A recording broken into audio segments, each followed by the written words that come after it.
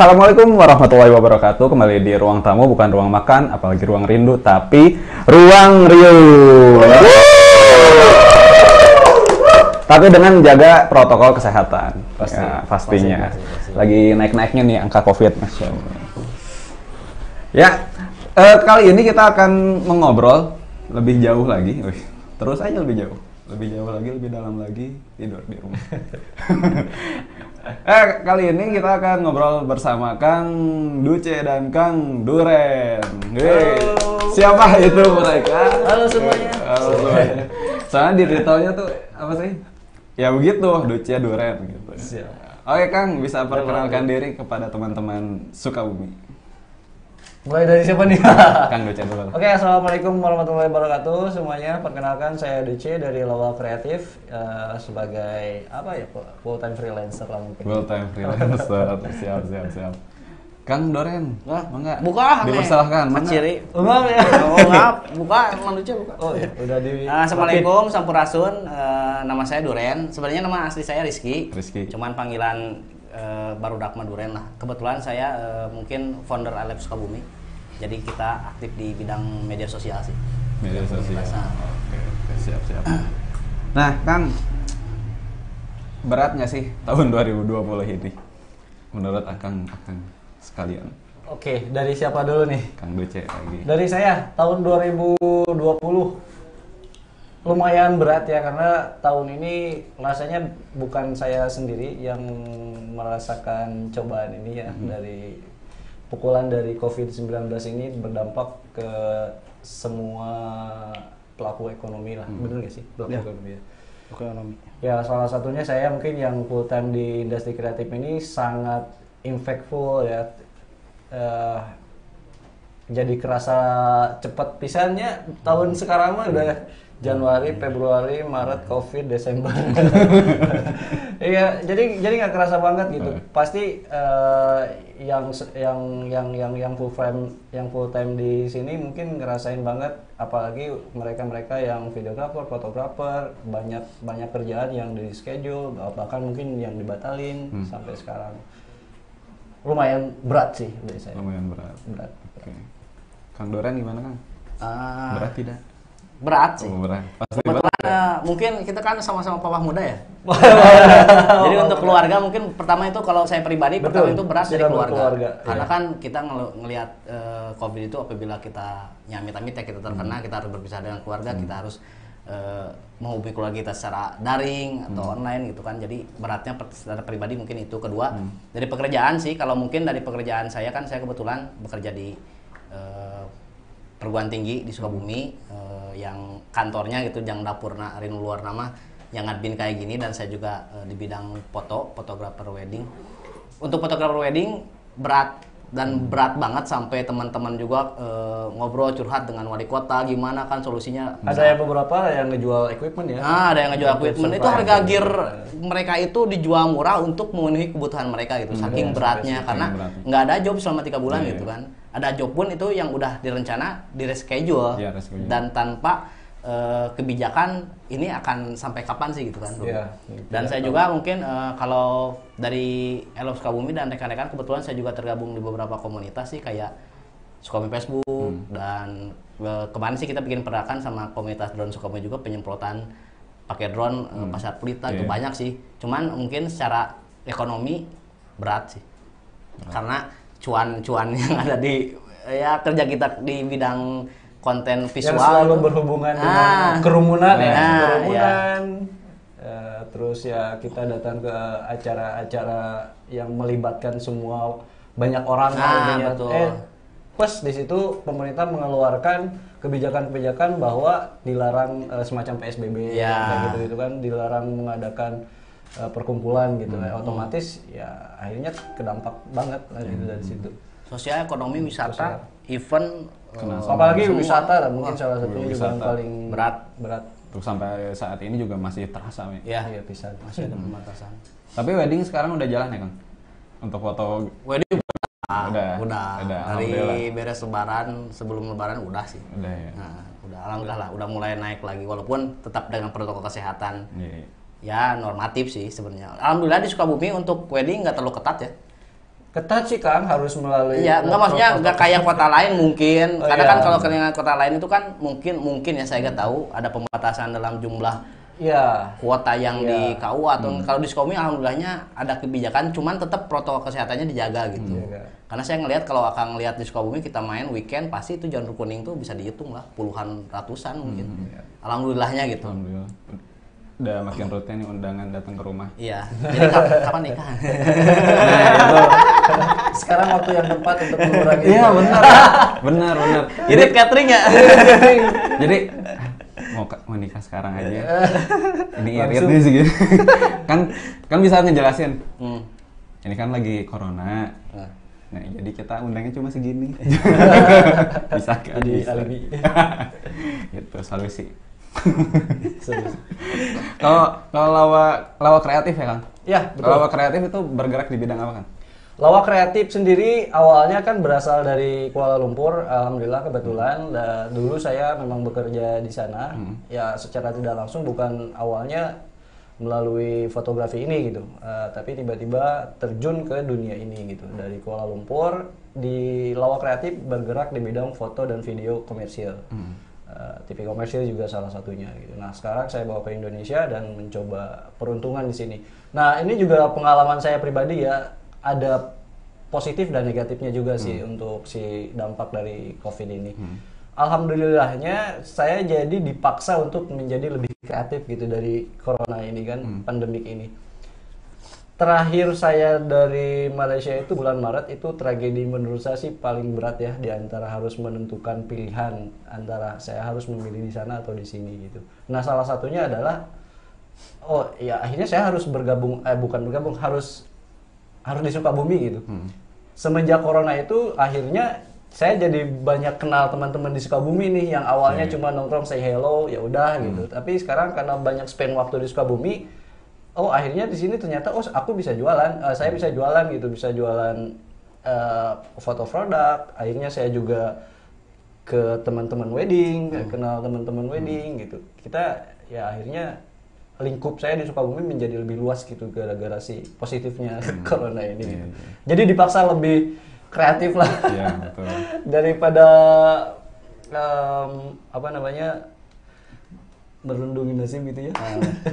Pasrah gitu kan, daripada pasrah akhirnya dipaksa untuk beradaptasi dengan lingkungan ya, salah satunya gitu. Apa nih yang bisa saya lakukan di saat-saat pandemi seperti ini? Ya saya cari komunitas-komunitas di Sukabumi, saya cari kenalan-kenalan baru, ya saya menjual apa yang bisa saya lakukan. Salah satunya ke produk selama survive di pandemi ini.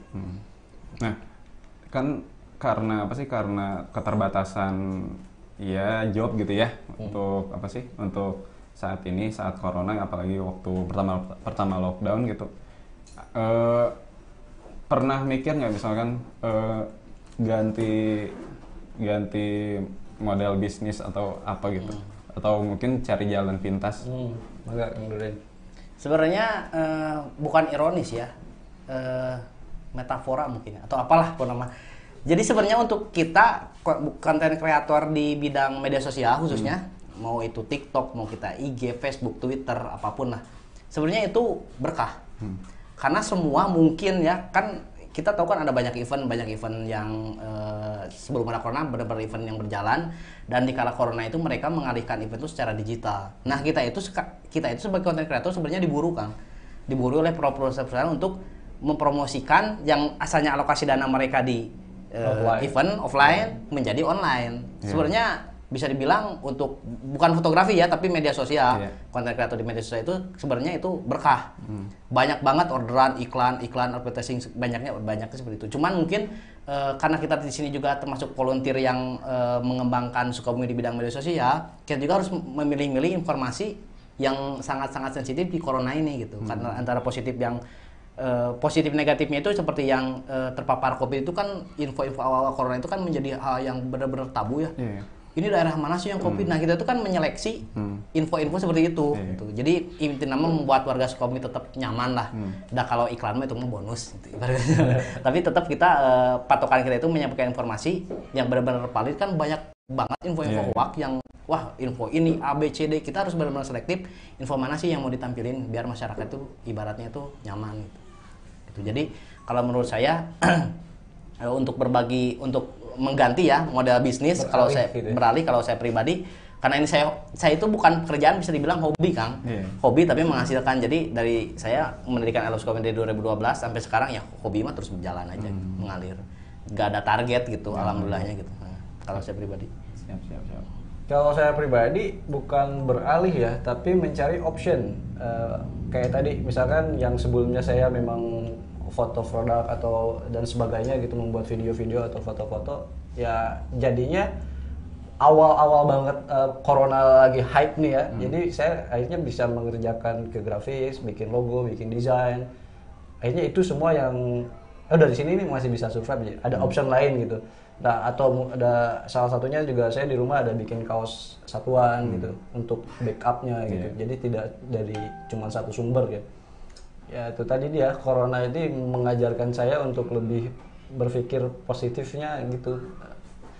Ini nggak bisa, saya harus bisa ngapain lagi ya, jadi nggak tok satu titik foto, kalau foto mati ya udah gitu. Jadi nggak gitu sih. Dipacu lebih kreatif. Nah itu.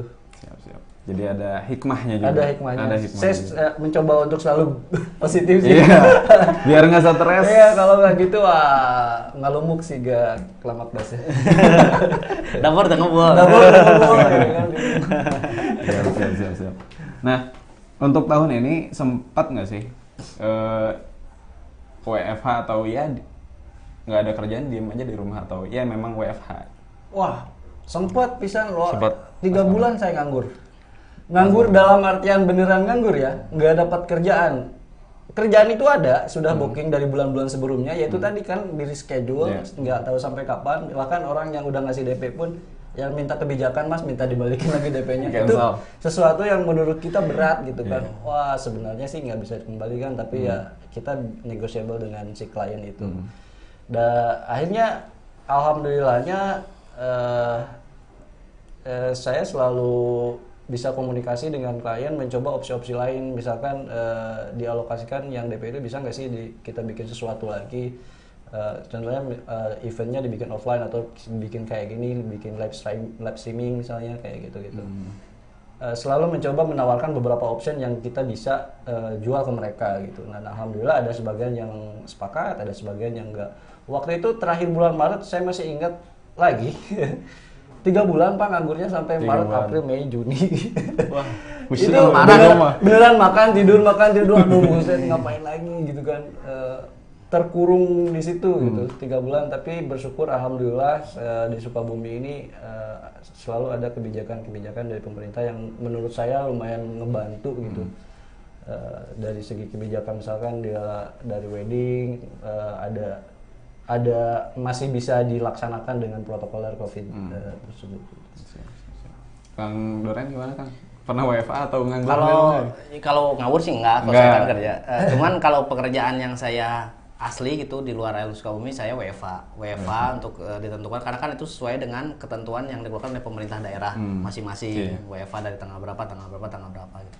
Tapi di LS Sukabumi sebenarnya dibilang pekerjaan kan bukannya. Itu lebih ke hobi, jadi kita mau share mau enggak ya terserah kita, cuman kan kita harus mempertahankan traffic, karena kan apapun yang happening perlu kita angkat biar traffic kita terjaga. Biasanya rating itu bakal dilihat dikala ada perusahaan pengen iklan promote page di kita, mereka itu biasanya melihat itu saingnya tuh berapa persen sih impresi konten kita itu kan ada per minggu, per bulan, per tahun. Nanti kita kasih data itu untuk patokan mereka, bahwa di sini tuh cocok dan hari apa aja yang bisa kita untuk diiklankan kalau di media sosial. Sebenarnya kalau di media sosial itu tantangannya juga berat sih, karena kan banyak banget nih akun. Walaupun saya bisa dibilang bukan orang-orang yang kreatif banget di 2020 gitu, karena kan saya udah jadi bapak-bapak. Beda dengan zaman saya kuliah dulu, mungkin saya benar-benar waktunya luang gitu kan. Cuman polanya itu sama gitu. Apapun yang viral pasti itu menarik gitu. Jadi konten itu kan, konten kreatif itu harus gimana kita cara menyajikannya konten tersebut gitu kan. Ada yang tempat bagus, kita cara pengambilannya, gaya kita penyampaiannya konten itu bosen lah, mau ditinggali gitu. Jadi kan sekarang itu orang berlomba-lomba biar membuat konten itu yang menarik gitu. Apakah dengan si MC-nya bagus, menarik, atau yang nyolok panon yang bubolekakan kayak TikTok gitu peribahasanya makan. Jadi konten itu benar-benar yang tadi kata Mang Doce omongkan bahwa kita itu harus berpikir lebih kreatif lagi biar si akun kita tuh tetap hype gitu. Karena kan kalau nggak kita kreatif ya kita tenggelam. Kayak artis tidak dengan kreatif mereka kan bikin YouTube karena kan mungkin dunia perfilman udah turun lah ya. Mereka kan bikin YouTube kayak Pak Imong, Pak Imong main sinetron deh. Tapi kan di channel YouTube-nya dia kan naik. Nah mereka itu kan berpikir bagaimana cara menjadikan konten yang lebih kreatif lagi, yaitu di kanal YouTube gitu. Karena di TV-nya geus laku pada bahasa nama.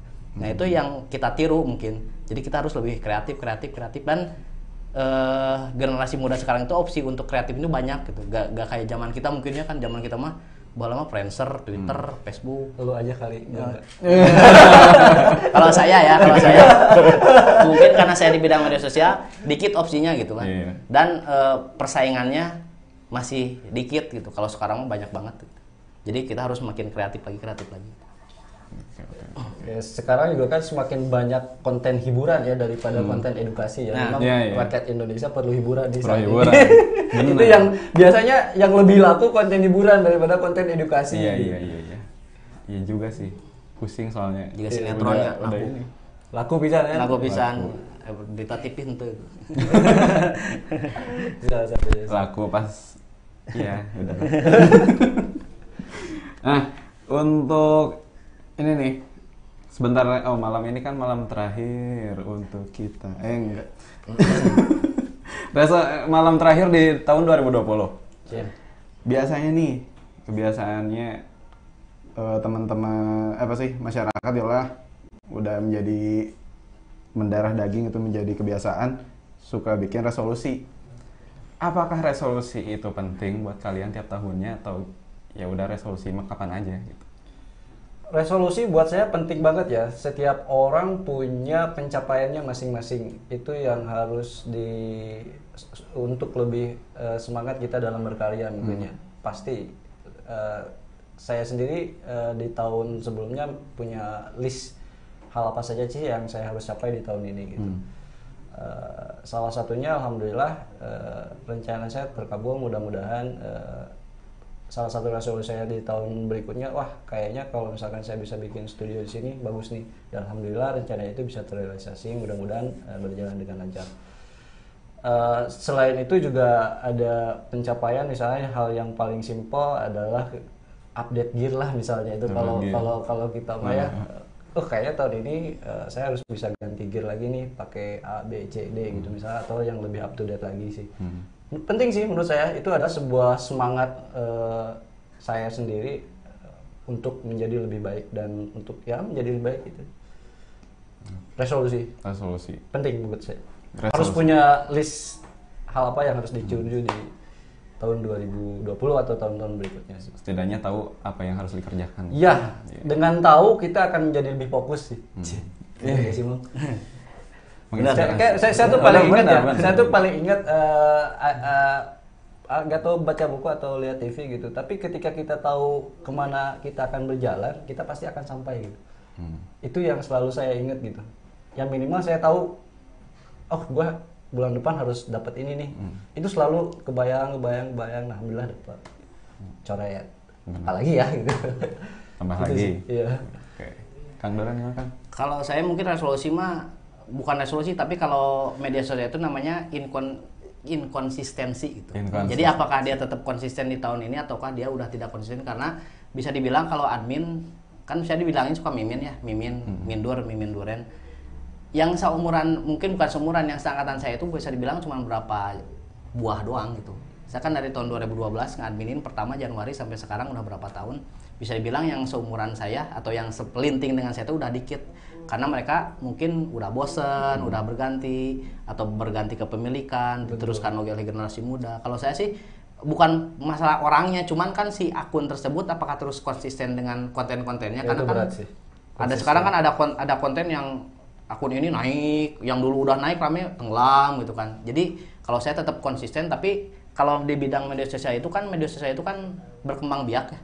Ada konten yang sekarang kan TikTok rame nih. Dulu kan TikTok masih di bawah Instagram, sekarang TikTok rame. Itu bagaimana cara kita atau tantangan kita di 2020 media sosial apalagi nih yang kira-kira bakal ngebuat hype gitu. Jadi kita harus menyesuaikan karena I Love Sukabumi itu bukan oh ya I Love Sukabumi eta mah akun IG bukan gitu. Cuman I Love Sukabumi itu identitas media sosial berarti harus ada di berbagai platform gitu. Nah, harus terus update ya. Nah, terus update media sosial itu kita harus terus belajar intinya.